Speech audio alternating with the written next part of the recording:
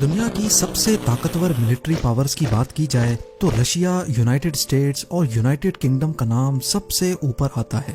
یہ تینوں کنٹریز نہ صرف ملٹری میں سب سے اوپر ہیں بلکہ اکنامی اور ٹیکنالوجی میں بھی باقی پوری دنیا سے چند قدم آگے ہی رہتی ہیں۔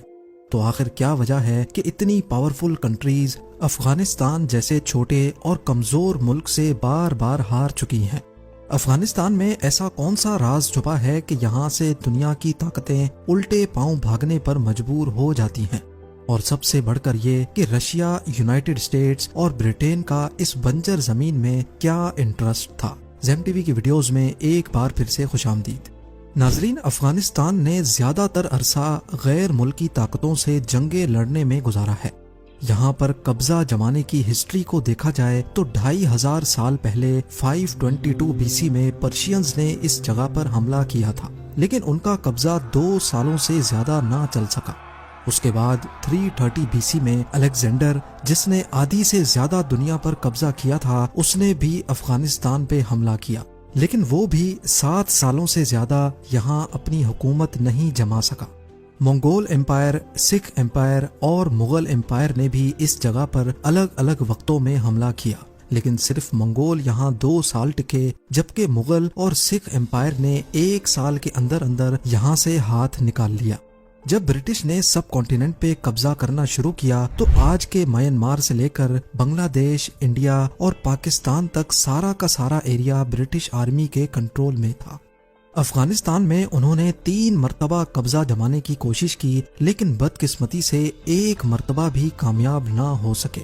1979 میں سوویت یونین یعنی آج کے رشیا نے بھی افغانستان پہ قبضہ کرنے کی کوشش کی۔ 9 سالوں تک افغانستان میں جنگ لڑنے کے بعد رشیا کو بھی اپنے ٹروپس یہاں سے نکالنے پڑے۔ اس دوران سوویت یونین اور امریکہ کے درمیان سول وار چل رہی تھی، اور افغانستان کی طرف سے ہار ملنے پر پوری دنیا میں سوویت یونین کا بہت نیگیٹو امپریشن گیا۔ ابھی سوویتس کو یہاں سے نکلے 12 سال ہی گزرے تھے کہ 2001 میں امریکہ نے افغانستان پر حملہ کر دیا۔ حیرت کی بات تو یہ ہے کہ اس جنگ میں صرف امریکہ ہی نہیں بلکہ تمام نیٹو کنٹریز نے مل کر حملہ کیا تھا۔ ایک طرف UK، Canada, Germany, Italy, France, Denmark اور پولینڈ سمیت 13 الگ پاورفل کنٹریز تھیں، تو دوسری طرف افغانستان اس جنگ کو اکیلا ہی لڑ رہا تھا۔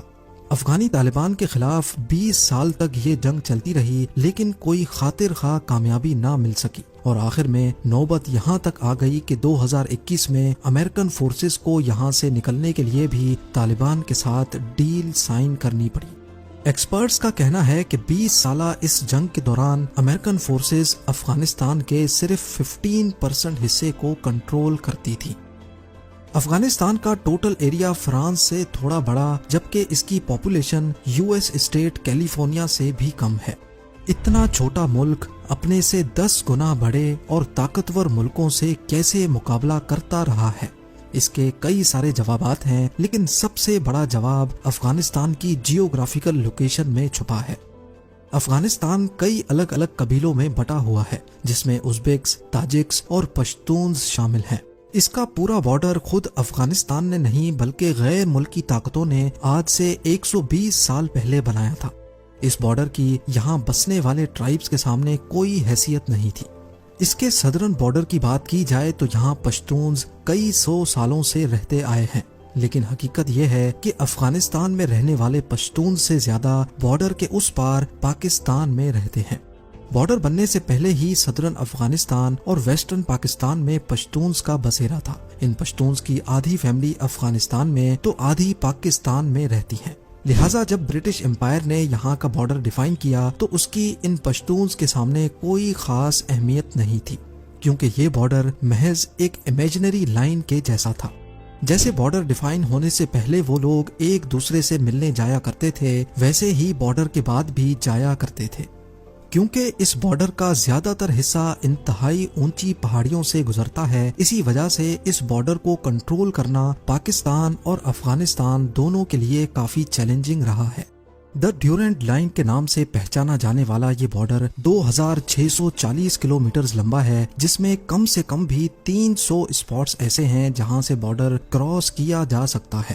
اسی چیز کا فائدہ اٹھاتے ہوئے یہاں ڈرگز، ویپنز اور ملیٹنٹس کی اسمگلنگ بہت کامن ہے۔ افغانستان میں رہنے والے ٹیررسٹ بہت آسانی سے پاکستان آتے اور یہاں سے نئے ملیٹنٹس تیار کر کے واپس لے کر جاتے تھے۔ ان سب وجوہات کی وجہ سے ہی دی ڈیورنٹ لائن کو دنیا کا سب سے خطرناک بارڈر بھی کہا جاتا ہے۔ افغانستان کا میپ دیکھا جائے تو یہ ایک لینڈ لاکڈ کنٹری ہے، یعنی اگر کسی کو اس پر زمینی راستے سے گھس کر حملہ کرنا ہو تو اس کے لیے پڑوسی ملک کی مدد لینا پڑتی ہے، جس میں Iran, Turkmenistan, Uzbekistan, Tajikistan, China اور پاکستان شامل ہیں۔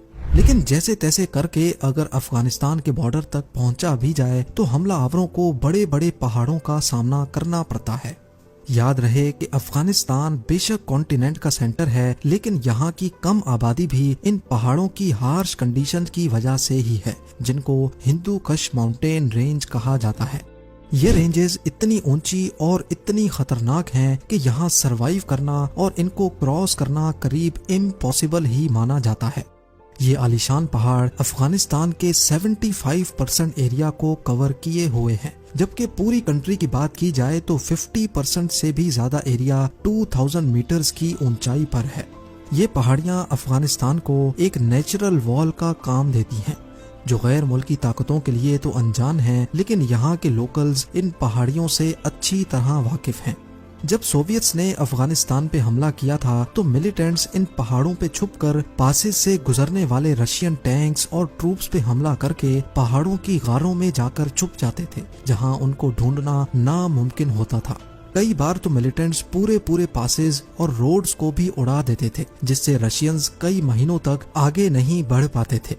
ہندو کش ماؤنٹین رینج جہاں حملہ آوروں کو روکتی ہے، وہیں ان کی وجہ سے ایک شہر سے دوسرے شہر تک گڈز اور سپلائیز کو ٹرانسپورٹ کرنا بھی ایک بہت بڑا چیلنج ہوتا ہے۔ یہاں درجنوں ویلیز ہیں جن میں الگ الگ ٹرائبز بستے ہیں۔ مشکل ترین پہاڑی راستوں کی وجہ سے زیادہ تر ٹرائبز کا آپس میں بھی کنیکشن نہیں ہے، کیونکہ ایک ویلی سے دوسری ویلی تک جانا بہت ہی مشکل ہے۔ اسی وجہ سے ان ٹرائبز نے ویلیز کے بیچ میں ہی اپنی الگ دنیا بسا رکھی ہے۔ ان کے اپنے اپنے قانون ہیں اور زیادہ تر ٹرائبز اپنی سیکیورٹی بھی خود ہی کرتے ہیں۔ یہی وجہ ہے کہ کابل میں موجود سینٹرل گورنمنٹ کا بھی افغانستان کے ٹرائبل ایریاز پر زیادہ ہولڈ نہیں چلتا۔ ظاہر ہے جب افغان سینٹرل گورنمنٹ ہی ان مسئلوں کے سامنے بے بس رہتی ہے تو باہر سے آنے والی ملٹری پاورز کیسے یہاں اپنا ہولڈ برقرار رکھ سکتی ہیں۔ 1979 میں Soviet military Afghan city Khost میں اپنی ملٹری بیس بنانے میں کامیاب ہوئی۔ یہ بیس ایک ویلی میں بنائی گئی تھی جس کی چاروں جانب اونچے اونچے پہاڑ موجود تھے۔ اس چیز کا فائدہ اٹھا کر افغان ملیٹنٹس نے ان پہاڑوں پر ڈیرا ڈال لیا اور پوری سوویت بیس کو چاروں طرف سے گھیر لیا۔ کیونکہ یہ ملیٹنٹس اونچی پوزیشنز پہ تھے، اسی وجہ سے انہوں نے ویلی تک جانے کے تمام راستے بند کر دیے۔ بات یہاں تک پہنچ گئی کہ سوویت ملٹری بیس کا پورا سپلائی نیٹ ورک ٹوٹ گیا اور اب وہ صرف ایئر سپلائیز پہ ڈیپینڈنٹ رہ گئے، جو کہ سوویتس کے لیے کوئی لانگ ٹرم سولوشن نہیں تھا۔ افغانی ملیٹنٹس کی یہ اسٹریٹجی صرف سوویتس کو ہی ہرانے میں کامیاب نہیں تھی۔ 2001 میں جب امریکنز نے یہاں قبضہ کرنے کی کوشش کی تو تمام نیٹو کنٹریز کی ٹوٹل 1,30,000 فورس کو افغانستان میں بائے ایئر بھیجا گیا، لیکن اتنی زیادہ فورس کے لیے ریگولر سپلائیز، ایمونیشنز، ٹینکس اور ٹرکس کو پاکستان کے خیبر پاس کے ذریعے بھیجا جاتا تھا۔ افغان ملیٹنٹس کو اچھی طرح معلوم تھا کہ یو ایس کے لیے خیبر پاس کتنا امپورٹنٹ ہے، اسی وجہ سے وہ پہاڑوں پہ رہ کر ٹرکس پر حملہ کرنے کا کوئی موقع نہیں چھوڑتے تھے۔ حتیٰ کہ 2009 میں انہوں نے خیبر پاس کے ایک بہت نازک حصے کو ہی تباہ کر دیا تھا۔ جب ان کو امریکن فورسز کی طرف سے جوابی حملے کا سامنا کرنا پڑتا تو وہ بڑی آسانی سے بارڈر کراس کر کے پاکستان آتے اور نیٹو کنٹینرز کو خیبر پاس انٹر ہونے سے پہلے ہی جلا دیتے تھے۔ نیٹو فورسز نے افغانستان میں ٹیررسٹ کو ختم کرنے کے لیے افغانستان گورنمنٹ کی مدد بھی لی اور وہاں کے کئی لوکلز کو بھی اس جنگ میں حصے دار بنایا۔ بے شک کئی مقامات پر ان کو کامیابی بھی ملی، لیکن پوری 20 سالہ جنگ کا اگر نچوڑ نکالا جائے تو یو ایس صرف 15% افغانستان کو ہولڈ کرتا تھا۔ ایک ایسٹیمیٹ کے مطابق یو ایس نے افغانستان ملٹری آپریشن میں ٹوٹل $2.3 ٹریلین بہا دیے۔ یعنی صرف ایک دن میں امریکہ اپنی فورسز پہ $300 ملین خرچ کرتا تھا۔ اتنی زیادہ رقم خرچ کرنے کے بعد بھی جب 85% ایریا میں طالبان کا ہولڈ برقرار تھا تو یو ایس نے یہاں سے نکلنے میں ہی اپنی بہتری سمجھی۔ اب یہ بات تو ہم سب کو سمجھ آ گئی کہ افغانستان کی ڈینجرس پہاڑیاں، اس میں موجود ان گنت سیکرٹ غاریں اور یہاں کے آئسولیٹڈ ٹرائبل ایریاز کی وجہ سے ہی غیر ملکی طاقتیں یہاں زیادہ دیر تک نہیں ٹک سکتی۔ لیکن آخر گھوم پھر کر ہر کوئی افغانستان کو ہی کنٹرول کیوں کرنا چاہتا ہے؟ اس بات کا جواب بھی ہمیں افغانستان کی جیوگرافیکل لوکیشن میں ہی ملتا ہے۔ یہ ایشیا کا سینٹر ہے جس کو ہارٹ آف ایشیا بھی کہا جاتا ہے۔ سینٹرل ایشیا، ساؤتھ ایشیا اور مڈل ایسٹ میں کنیکٹیویٹی بنائے رکھنے کے لیے بہت ضروری ہے کہ افغانستان کے معاملات کنٹرول میں ہوں۔ اب ظاہر ہے جو بھی افغانستان کو کنٹرول کرے گا وہ اس ریجن کی تمام کنٹریز کے لیے بہت خاص بھی ہوگا۔ یہی وجہ ہے کہ افغانستان میں جب بھی کوئی پاور اپنا ہولڈ بنانا چاہتی ہے تو دوسری پاور یہاں ملیٹنٹس کو فنڈ کر کے ان کی ہیلپ کر کے اس پاور کو کمزور کرنا چاہتی ہے۔ امید ہے آج کی اس چھوٹی ویڈیو سے آپ کے کئی کانسیپٹس کلیئر ہو چکے ہوں گے۔ آپ لوگوں کے لائکس اور پیار بھرے کامنٹس کا بے حد شکریہ۔ ملتے ہیں اگلی شاندار ویڈیو میں۔